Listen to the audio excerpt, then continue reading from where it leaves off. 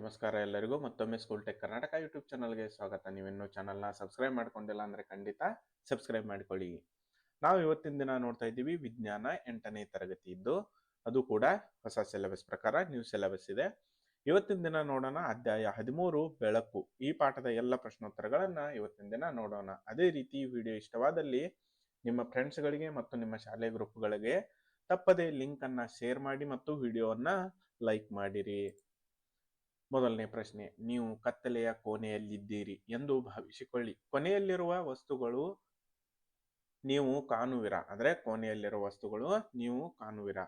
ಕೋಣೆಯ ಹೊರಗಿನ ವಸ್ತುಗಳನ್ನು ನೀವು ಕಾಣುವಿರಾ? ವಿವರಿಸಿ. ಉತ್ತರ, ನಾವು ಕತ್ತಲೆಯ ಕೋಣೆಯಲ್ಲಿದ್ದಾಗ ಕೋಣೆಯಲ್ಲಿನ ವಸ್ತುಗಳನ್ನು ಕಾಣಲು ಸಾಧ್ಯವಿಲ್ಲ, ಆದರೆ ಕೋಣೆಯ ಹೊರಗಿನ ವಸ್ತುಗಳನ್ನು ನಾವು ನೋಡಬಹುದು.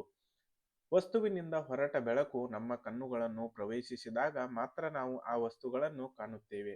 ಬೆಳಕು ಆ ವಸ್ತುವಿನಿಂದ ಉತ್ಸರ್ಜನೆಯಾಗಿರಬಹುದು ಅಥವಾ ಅದರಿಂದ ಪ್ರತಿಫಲನಗೊಂಡಿರಬಹುದು. ಕೋಣೆಯಲ್ಲಿ ಬೆಳಕು ಇಲ್ಲದಿದ್ದಾಗ ವಸ್ತುಗಳ ಬೆಳಕನ್ನು ಪ್ರತಿಫಲಿಸುವುದಿಲ್ಲ. ಆದ್ದರಿಂದ ಕತ್ತಲೆಯ ಕೋಣೆಯಲ್ಲಿ ವಸ್ತುಗಳು ನಮಗೆ ಕಾಣುವುದಿಲ್ಲ.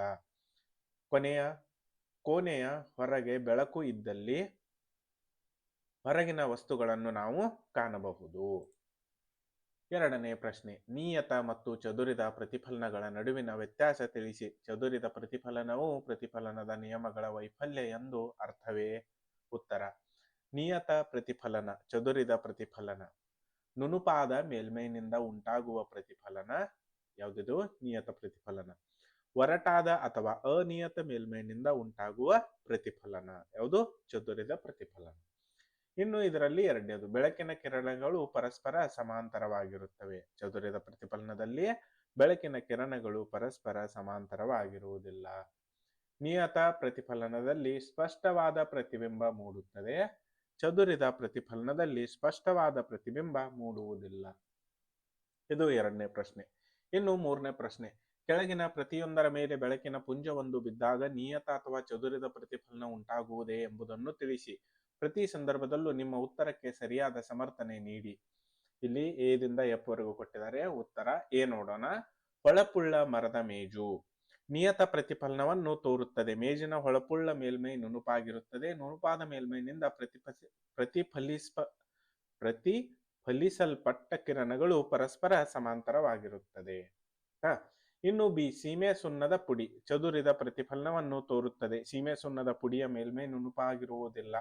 ನುಣುಪಾಗಿರದ ಮೇಲ್ಮೈನಿಂದ ಪ್ರತಿಫಲಿಸಲ್ಪಟ್ಟ ಕಿರಣಗಳು ಪರಸ್ಪರ ಸಮಾಂತರವಾಗಿರುವುದಿಲ್ಲ. ಇನ್ನು ಸಿ, ಹಲಗೆಯ ಮೇಲ್ಮೈ ಚದುರಿದ ಪ್ರತಿಫಲನವನ್ನು ತೋರುತ್ತದೆ, ಯಾಕಂದ್ರೆ ಅದು ನುಣುಪಾಗಿರುವುದಿಲ್ಲ. ನುಣುಪಾಗಿರದ ಮೇಲ್ಮೈನಿಂದ ಪ್ರತಿಫಲಿಸಲ್ಪಟ್ಟ ಕಿರಣಗಳು ಪರಸ್ಪರ ಸಮಾಂತರವಾಗಿರುವುದಿಲ್ಲ. ಇನ್ನು ಡಿ, ನೀರು ಹರಡಿರುವ ಅಮೃತಶಿಲೆಯ ನೆಲ ನಿಯತ ಪ್ರತಿಫಲನ ತೋರುತ್ತದೆ. ನೀರು ಚೆಲ್ಲಿರುವ ಅಮೃತಶಿಲೆಯ ನೆಲದ ಮೇಲೆ ನುಣುಪಾಗಿರುತ್ತದೆ. ನುಣುಪಾದ ಮೇಲ್ಮೈನಿಂದ ಪ್ರತಿಫಲಿಸಲ್ಪಟ್ಟ ಕಿರಣಗಳು ಪರಸ್ಪರ ಸಮಾಂತರವಾಗಿರುತ್ತದೆ. ಇನ್ನು ಈ ದರ್ಪಣ ನಿಯತ ಪ್ರತಿಫಲನ ತೋರುತ್ತದೆ. ಎಫ್, ಕಾಗದದ ಚೂರು ಚದುರಿದ ಪ್ರತಿಫಲನವನ್ನು ತೋರುತ್ತದೆ. ನಾಲ್ಕನೇ ಪ್ರಶ್ನೆ, ಪ್ರತಿಫಲನದ ನಿಯಮಗಳನ್ನು ನಿರೂಪಿಸಿ. ಉತ್ತರ, ಬೆಳಕಿನ ಪ್ರತಿಫಲನದ ನಿಯಮಗಳು. ಮೊದಲನೇದು, ಪತನ ಕೋನವು ಪ್ರತಿಫಲನ ಕೋನಕ್ಕೆ ಸಮವಾಗಿರುತ್ತದೆ. ಇನ್ನು ಎರಡನೇದು, ಪತನ ಕಿರಣ ಪ್ರತಿಫಲಿತ ಕಿರಣ ಮತ್ತು ಪತನ ಬಿಂದುವಿನಲ್ಲಿ ಪ್ರತಿಫಲಿಸುವ ಮೇಲ್ಮೈಗೆ ಎಳೆದ ಲಂಬಗಳು ಒಂದೇ ಸಮತಲದಲ್ಲಿರುತ್ತದೆ. ಇನ್ನು ಐದನೇ ಪ್ರಶ್ನೆ, ಪತನ ಕಿರಣ ಪ್ರತಿಫಲನ ಕಿರಣ ಮತ್ತು ಪತನ ಬಿಂದುವಿನಲ್ಲಿ ಪ್ರತಿಫಲನದ ಮೇಲ್ಮೈಗೆ ಎಳೆದ ಲಂಬಗಳು ಒಂದೇ ಸಮತಲದಲ್ಲಿ ಇರುತ್ತದೆ ಎಂದು ತೋರಿಸುವ ಒಂದು ಚಟುವಟಿಕೆಯನ್ನು ವಿವರಿಸಿ. ಉತ್ತರ, ಮೇಜಿನ ಮೇಲೆ ಒಂದು ಸಮತಲ ದರ್ಪಣವನ್ನಿಡಿ ಒಂದು ಹಾಳೆಯ ತೆಗೆದುಕೊಂಡು ಅದರ ಮಧ್ಯಭಾಗದಲ್ಲಿ ಒಂದು ಚಿಕ್ಕ ರಂಧ್ರವನ್ನು ಮಾಡಿ ಕೋಣೆಯಲ್ಲಿನ ಬೆಳಕು ಪ್ರಕಾಶಮಾನವಾಗಿಲ್ಲ ಎಂಬುದನ್ನು ಖಚಿತಪಡಿಸಿಕೊಳ್ಳಿ.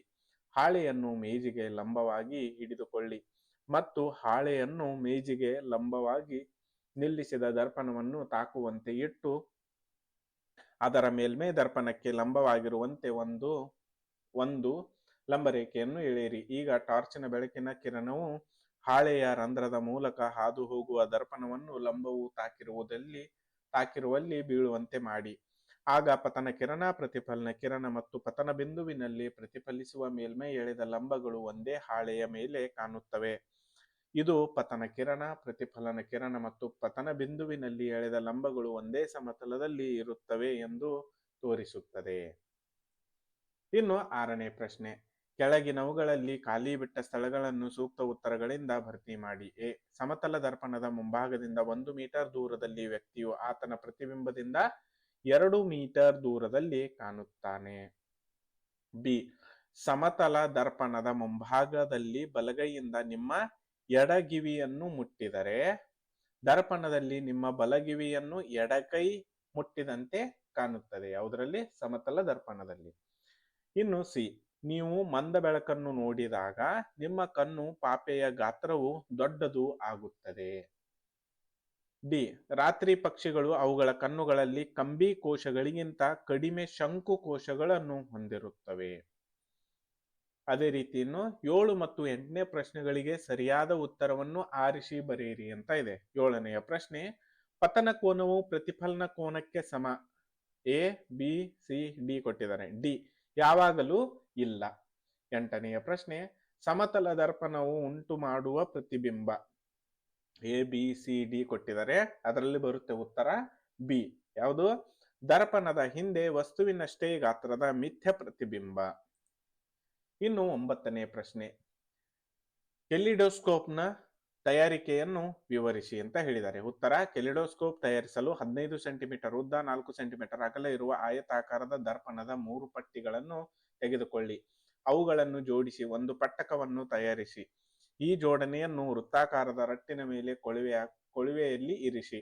ರಟ್ಟಿನ ಕೊಳವೆಯ ಪಟ್ಟಕದ ಪಟ್ಟಗಳಿಗಿಂತ ಸ್ವಲ್ಪ ಉದ್ದ ಇರುವುದನ್ನು ಖಚಿತಪಡಿಸಿಕೊಳ್ಳಿ. ನೀವು ನೋಡಲು ಸಾಧ್ಯವಿರುವಂತೆ ಮಧ್ಯದಲ್ಲಿ ಸಣ್ಣ ರಂಧ್ರವಿರುವ ರಟ್ಟಿನ ಫಲಕದಿಂದ ಕೊಳವೆಯಲ್ಲಿ ಒಂದು ತುದಿಯನ್ನು ಮುಚ್ಚಿ. ರಟ್ಟಿನ ಫಲಕದಿಂದ ದೀರ್ಘ ಬಾಳಿಕೆಗಾಗಿ ಫಲಕದ ಮೇಲೆ ಪಾರದರ್ಶಕವಾದ ಪ್ಲಾಸ್ಟಿಕ್ ನನ್ನು ಅಂಟಿಸಿ. ಇನ್ನೊಂದು ತುದಿಯಲ್ಲಿ ದರ್ಪಣಗಳು ಪಟ್ಟಕ್ಕೆ ತಾಕುವಂತೆ ಒಂದು ವೃತ್ತಾಕಾರದ ಸಮತಲ ಗಾಜನ್ನು ಅಂಟಿಸಿ. ಗಾಜಿನ ಫಲಕದ ಮೇಲೆ ಹಲವಾರು ಸಣ್ಣ ಬಣ್ಣದ ಗಾಜಿನ ಚೂರುಗಳು ಇರಿಸಿ. ಬಣ್ಣದ ಒಳಗಡೆ ಒಡೆದ ಚೂರುಗಳು ಅಂದ್ರೆ ಬಣ್ಣದ ಬಳೆಗಳು ಕೈಯಲ್ಲಿ ಹಾಕ್ತಾರಲ್ಲ ಬಳೆಗಳು, ಗಾಜಿನ ಬಳೆಗಳು, ಒಡೆದ ಚೂರುಗಳು ಹಾಕಿ. ಈಗ ಕೊಳವೆಯ ತುದಿಯನ್ನು ಅಪಾರದರ್ಶಕ ಗಾಜಿನ ಫಲಕದಿಂದ ಮುಚ್ಚಿರಿ. ಬಣ್ಣದ ಗಾಜಿನ ಚೂರುಗಳು ಚಲನೆಗೆ ಸಾಕಷ್ಟು ಅವಕಾಶ ಕಲ್ಪಿಸಿ. ಕೆಲಿಡೋಸ್ಕೋಪ್ ಈಗ ಸಿದ್ಧ. 10ನೇ ಪ್ರಶ್ನೆ ಏನಿದೆ? ಮಾನವನ ಕಣ್ಣಿನ ಚಿತ್ರದ ಭಾಗಗಳನ್ನು ಗುರುತಿಸಿ. ಮಾನವನ ಕಣ್ಣು ಇಲ್ಲಿ ಚಿತ್ರ ಬರೆದಿದೆ. ಇದು ಮೊದಲನೇದು, ಇದು ಕೆಂಪದಲ್ಲಿ ಕಾಣ್ತಾ ಇದೆ, ಅದು ಶೀಲಿಯರಿ ಸ್ನಾಯು ವರ್ಣಪಟಲ. ಇದು ಬ್ಲೂ ಕಲರ್ದು 2 ಸೈಡ್ ಇರುತ್ತೆ. ಅದಾದ್ಮೇಲೆ ಇದು ಯೆಲ್ಲೋ ಕಲರ್ ಇದೆಯಲ್ಲ, ಅದು ಮಸೂರ. ಇದು ಕೊನೆಗೆ ಇದಿಲ್ಲಿರುತ್ತಲ್ಲ ಅದು ಕಾರ್ನಿಯ. ಇಲ್ಲಿ ಒಳಗಡೆ ಬಿಳಿ ಆಕಾರದ ಒಂದು ಸ್ವಲ್ಪ ಇದೆಯಲ್ಲ ವೃತ್ತಾಕಾರದಲ್ಲಿ ಬಿಳಿದು ಅಕ್ಷಿಪಟಲ ಅಂತ ಕರಿತೀವಿ. ಅದಾದ್ಮೇಲೆ ಇಲ್ಲಿ ಏನ್ ನರಗಳ ಹೋಗುತ್ತಲ್ಲ ಅದಕ್ಕೆ ದೃಷ್ಟಿ ನರ ಅಂತ ಹೇಳ್ತಾರೆ. ಇದು ನಿಮ್ಮ ಪುಸ್ತಕದಲ್ಲಿ ನೋಡಬಹುದು. ಈ ಚಿತ್ರವನ್ನ ಚಿತ್ರ 13.14ದಲ್ಲಿ ಮಾನವನ ಕಣ್ಣು ಬಿಡಿಸಿದ್ದಾರೆ. ಇನ್ನು 11ನೇ ಪ್ರಶ್ನೆ, ಗುರ್ಮಿತ್ ಲೇಸರ್ ಟಾರ್ಚ್ ಬಳಸಿ ಚಟುವಟಿಕೆ 13.8 ಮಾಡಬಯಸಿದಳು. ಆಕೆಯ ಉಪಾಧ್ಯಾಯರು ಹಾಗೆ ಮಾಡುವಂತೆ ಸಲಹೆ ನೀಡಿದರು. ಉಪಾಧ್ಯಾಯರ ಸಲಹೆಗೆ ಕಾರಣವನ್ನು ವಿವರಿಸಬಲ್ಲಿರಾ? ಮಾಡದಿರುವಂತೆ. ತಿಳಿತಾ? ಇದು 13.8 ಮೇಲೆ ಕೊಟ್ಟಿದ್ದಾರೆ. ಈ ಒಂದು ಚಟುವಟಿಕೆ ಮಾಡಬೇಡ ಅಂತ ಹೇಳ್ತಾರೆ. ಯಾರು? ಉಪಾಧ್ಯಾಯರು. ಯಾಕೆ? ಉತ್ತರ, ಲೇಸರ್ ಟಾರ್ಚ್ ಬೆಳಕಿನ ತೀವ್ರತೆಯ ಅತಿ ಹೆಚ್ಚಾಗಿರುವುದರಿಂದ ಅದು ಮಾನವರ ಕಣ್ಣಿಗಳಿಗೆ ಹಾನಿಕಾರಕವಾಗಿದೆ. ಅದು ಕಣ್ಣಿನ ಅಕ್ಷಿಪಟಲಕ್ಕೆ ಹಾನಿ ಮಾಡುವ ಮೂಲಕ ಶಾಶ್ವತ ಕುರುಡುತನವನ್ನು ಉಂಟು ಮಾಡುತ್ತದೆ. ಆದ್ದರಿಂದ ಗುರ್ಮಿತ್ನ ಉಪಾಧ್ಯಾಯರು ಲೇಸರ್ ಟಾರ್ಚ್ ಬಳಸಿ ಚಟುವಟಿಕೆ 13.8 ಮಾಡದಿರುವಂತೆ ಸಲಹೆ ನೀಡಿದ್ದಾರೆ. ಇನ್ನು 12ನೇ ಪ್ರಶ್ನೆ, ನೀವು ನಿಮ್ಮ ಕಣ್ಣುಗಳ ಕಾಳಜಿಗಳನ್ನು ಹೇಗೆ ಮಾಡುವಿರಿ ಎಂದು ವಿವರಿಸಿ. ಉತ್ತರ, ನಿಮ್ಮ ಕಣ್ಣುಗಳ ಕಾಳಜಿಯನ್ನು ನಿರ್ವಹಿಸಬೇಕಾದ ಅಂಶಗಳು. ಮೊದಲನೇದು, ಸಮಸ್ಯೆ ಇದ್ದರೆ ನಾವು ಕಣ್ಣಿನ ತಜ್ಞರ ಹೋಗಿ ನಿಯಮಿತವಾಗಿ ತಪಾಸಣೆ ಮಾಡಿಕೊಳ್ಳಬೇಕು. 2, ಕಣ್ಣಿನ ತಜ್ಞರು ಸಲಹೆ ನೀಡಿದರೆ ಸೂಕ್ತ ಕನ್ನಡಕಗಳನ್ನು ಬಳಸಬೇಕು. 3, ಅತಿ ಕಡಿಮೆ ಬೆಳಕು ಕಣ್ಣುಗಳಿಗೆ ಆಯಾಸ ಮತ್ತು ತಲೆನೋವು ಉಂಟು ಮಾಡುತ್ತದೆ. 4, ಸೂರ್ಯನ ಬೆಳಕಿನಂತಹ ಅತಿಯಾದ ಬೆಳಕು, ಲೇಸರ್ ಬೆಳಕು ಅಕ್ಷಿಪಟಲವನ್ನು ಹಾನಿ ಮಾಡಬಹುದು. 5 ಸೂರ್ಯನ ಬೆಳಕು ಅಥವಾ ಪ್ರಖರವಾದ ಬೆಳಕನ್ನು ನೇರವಾಗಿ ನೋಡಬಾರದು. ಇನ್ನು 6, 7 ನೀವೇ ನೋಡ್ಕೊಳ್ಳಿ, ಸ್ವಲ್ಪ 5 ಬರೆದರೂ ಸಾಕಾಗುತ್ತೆ. ಇನ್ನು 13ನೇ ಪ್ರಶ್ನೆ, ಪ್ರತಿಫಲಿತ ಕಿರಣವು ಪತನ ಕಿರಣದೊಂದಿಗೆ 90 ಡಿಗ್ರಿ ಕೋನವನ್ನು ಉಂಟು ಮಾಡಿದರೆ ಆಗ ಪತನ ಕೋನವೆಷ್ಟು? ಉತ್ತರ, ಪ್ರತಿಫಲನ ಕಿರಣ ಮತ್ತು ಪತನ ಕಿರಣಗಳ ನಡುವಿನ ಕೋನ 90 ಡಿಗ್ರಿ ಆದರೆ ಪ್ರತಿಫಲನ ನಿಯಮದ ಪ್ರಕಾರ ಪತನ ಕೋನವು ಪ್ರತಿಫಲನದ ಕೋನ, ಪತನ ಕೋನ ಪ್ಲಸ್ ಪ್ರತಿಫಲನ ಕೋನ ಇಜಿಕ್ವಲ್ ಟು 90 ಡಿಗ್ರಿ ಇವೆ. ಆಯ್ತಾ? ಪತನ ಕೋನ ಪ್ಲಸ್ ಪತನ ಕೋನ ಇಜಿಕ್ವಲ್ ಟು 90 ಡಿಗ್ರಿ. 2 ಪತನ ಕೋನ ಇಜಿಕ್ವಲ್ ಟು 90 ಡಿಗ್ರಿ. ಪತನ ಕೋನ ಇಜಿಕ್ವಲ್ ಟು 90 ಡಿವೈಡೆಡ್ ಬೈ 2. ಆದ್ದರಿಂದ ಪತನ ಕೋನ 45 ಡಿಗ್ರಿ. 14ನೇ ಪ್ರಶ್ನೆ, ಪರಸ್ಪರ 40 ಸೆಂಟಿಮೀಟರ್ ಅಂತರದಲ್ಲಿರುವ 2 ಸಮತಲ ದರ್ಪಣಗಳ ನಡುವೆ ಒಂದು ಮೇಣದ ಬತ್ತಿಯನ್ನು ಇರಿಸಿದರೆ ಅದು ಎಷ್ಟು ಪ್ರತಿಬಿಂಬಗಳನ್ನು ಉಂಟು ಮಾಡುತ್ತದೆ? ಉತ್ತರ, ಪರಸ್ಪರ 40 ಸೆಂಟಿಮೀಟರ್ ಅಂತರದಲ್ಲಿ 2 ಸಮತಲ ದರ್ಪಣಗಳ ನಡುವೆ ಒಂದೇ ಮೇಣದ ಬತ್ತಿಯನ್ನು ಇರಿಸಿದರೆ ಅದರ ಅನಂತ ಅಸಂಖ್ಯಾತ ಪ್ರತಿಬಿಂಬಗಳು ಉಂಟಾಗುತ್ತವೆ, ಏಕೆಂದರೆ ಒಂದು ದರ್ಪಣದಲ್ಲಿ ಪ್ರತಿಬಿಂಬ ಮತ್ತೊಂದು ದರ್ಪಣಕ್ಕೆ ವಸ್ತುವಾಗುತ್ತದೆ. 15ನೇ ಪ್ರಶ್ನೆ, 2 ದರ್ಪಣಗಳ ಪರಸ್ಪರ ಲಂಬಕೋನ ಸಂಬಂಧಿಸಿದೆ. ಅವುಗಳಲ್ಲಿ ಒಂದರ ಮೇಲೆ ಬೆಳಕಿನ ಕಿರಣವೊಂದು 30 ಡಿಗ್ರಿ ಕೋನದಲ್ಲಿ 13.19ರಲ್ಲಿ ತೋರಿಸಿರುವಂತೆ ಬೀಳುತ್ತದೆ. ಎರಡನೇ ದರ್ಪಣದಿಂದ ಪ್ರತಿಫಲನದ ಕಿರಣಗಳು ಎಳೆಯಿರಿ ಅಂತ ಹೇಳಿದ್ದಾರೆ. ಇದು 13.19, ಇದು 30 ಡಿಗ್ರಿಯಲ್ಲಿ ಬೀಳುತ್ತೆ, ಅದು ಹೀಗೆ ಹೋಗುತ್ತೆ. ಮತ್ತೆ ಇಲ್ಲಿ ನೋಡಿ 13.19, ಇದು ಬಿದ್ದ ಕಿರಣ ಇಲ್ಲಿ ಬರುತ್ತೆ, ಆಮೇಲೆ ಕೆಳಗಡೆ ಹೋಗುತ್ತೆ ಮತ್ತೆ. ಆಯ್ತಾ? ಸೊ ಮತ್ತೆ ಇಲ್ಲಿ ಹೋಗುತ್ತೆ, ಇದು 60 ಆಗುತ್ತೆ, ಇದು 30, ಇದು 30, ಇದು 60 ಆಯ್ತು.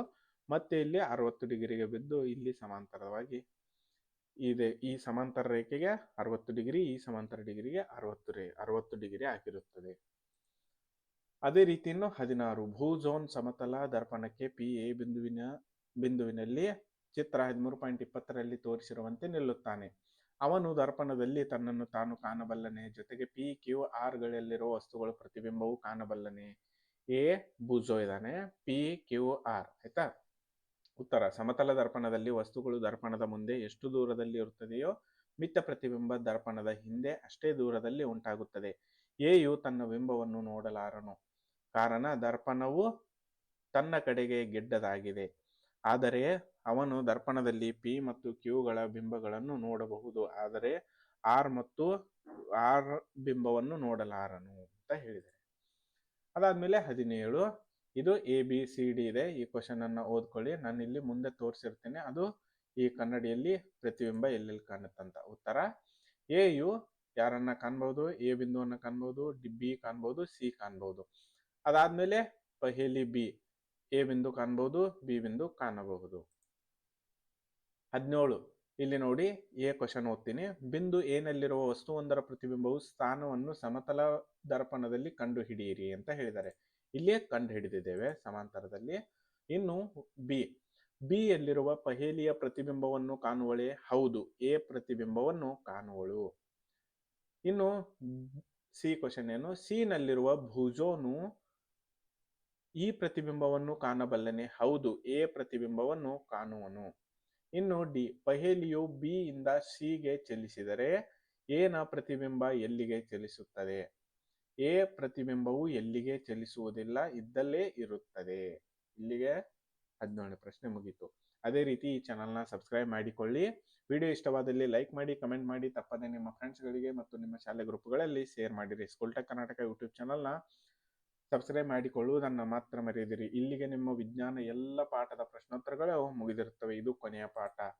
ವಿಡಿಯೋ ವೀಕ್ಷಿಸಿದ್ದಕ್ಕೆ ಧನ್ಯವಾದಗಳು. Thanks for watching. ನಾವು ಮತ್ತೆ ಮುಂದೆ 9ನೇ ಕ್ಲಾಸಿನ ವಿಜ್ಞಾನದಲ್ಲಿ ಭೇಟಿಯಾಗೋಣ.